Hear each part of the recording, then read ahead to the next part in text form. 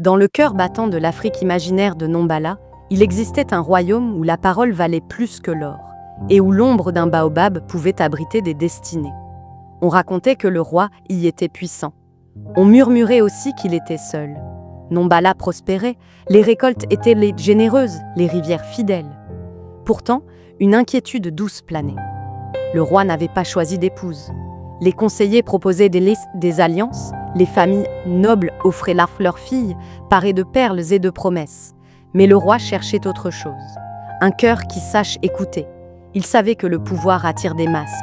Alors il décida d'emporter un, le sien. Il confia le trône à la sagesse de ses anciens, revêtit des vêtements simples et quitta le palais comme on quitte un rêve trop bruyant. Sous le nom de Kama, il marcha. Il écouta les chants du soir, partagea le mil avec les inconnus, apprit la patience du feu qui cuit lentement.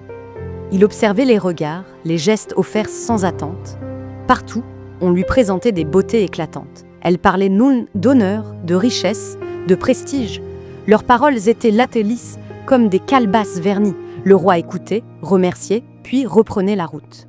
Un matin, près d'une rivière, il vit Aïna. Elle n'était pas parée d'or. Son trésor était ailleurs.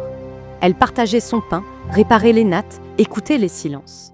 Quand un enfant pleurait, elle s'agenouillait à sa hauteur. Ils parlèrent longtemps, de la pluie qui tarde, des rêves qu'on garde. Kama posa des questions simples.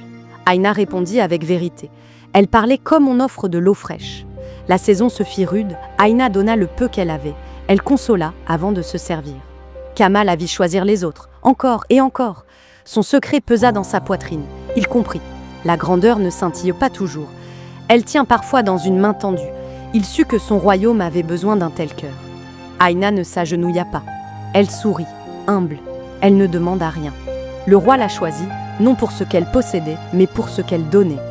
Le mariage fut simple et grand. Les tambours racontaient l'histoire. Le baobab bénissait l'union. Nombala respirait. Ainsi, le roi, au visage caché, trouva une reine au cœur immense. Et Nombala apprit qu'un royaume tient debout quand l'amour sait se faire discret et profond.